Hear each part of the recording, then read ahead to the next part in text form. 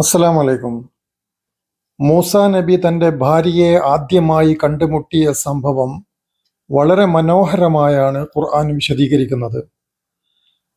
ഖുർആനിലെ സൂറത്ത് ഖസസിലെ 23-ാമത്തെ ആയത്ത് മുതലാണ് ആ സംഭവം വിശദീകരിക്കുന്നത്. ആ സംഭവത്തിന് പാശ്ചാത്തലമായിട്ടുള്ള സ്ഥലം ഇന്ന് ജോർഡാനിലെ മരുഭൂമിയിലാണ്.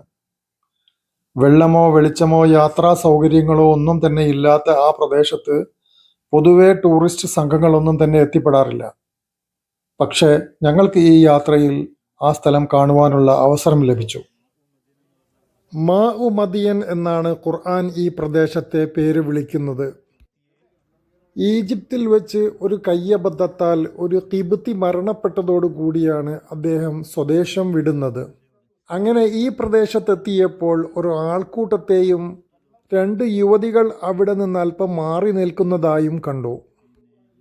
എന്താണ് കാര്യം എന്ന് പെൺകുട്ടികളോട് അന്വേഷിച്ചപ്പോൾ ആണുങ്ങളുടെ തിരക്ക് കാരണം ഞങ്ങൾക്ക് ഇവിടെ നിന്ന് ഞങ്ങളുടെ കാലികൾക്ക് വെള്ളം കൊടുക്കാൻ കഴിയുന്നില്ല എന്ന് പറഞ്ഞു.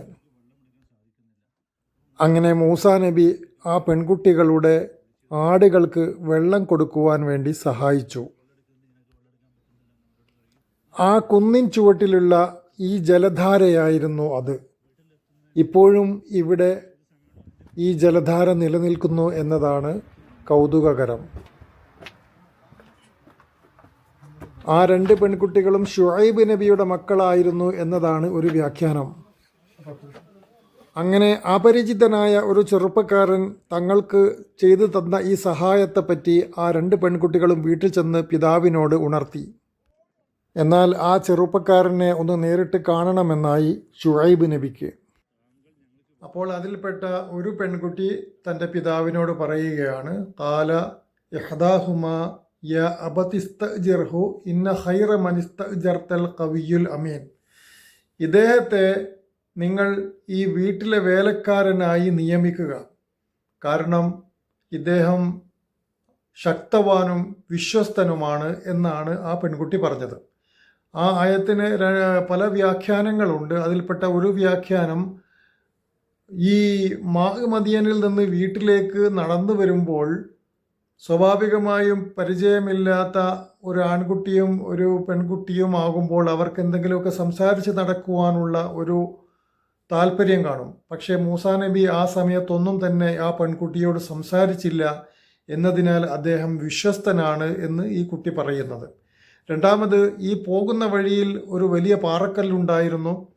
ആ പാറക്കല്ല് ഇദ്ദേഹം സാധാരണഗതിയിൽ ഒരാൾ കൊണ്ട് എടുത്തു മാറ്റാൻ കഴിയാത്ത അത്രയും ഭാരമുള്ള ആ പാറക്കല്ല് അദ്ദേഹം മൂസാ നബി തൻ്റെ കൈകൾ കൊണ്ട് എടുത്തു മാറ്റി.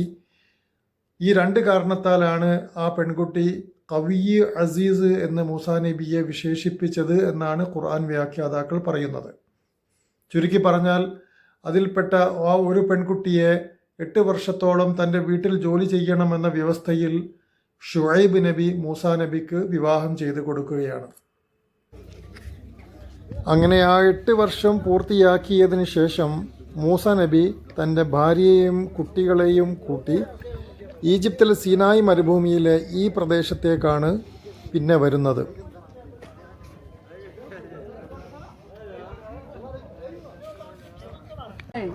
തുവാ താഴ്വര എന്ന് പറയുന്ന ഏരിയ ഇതാണ്.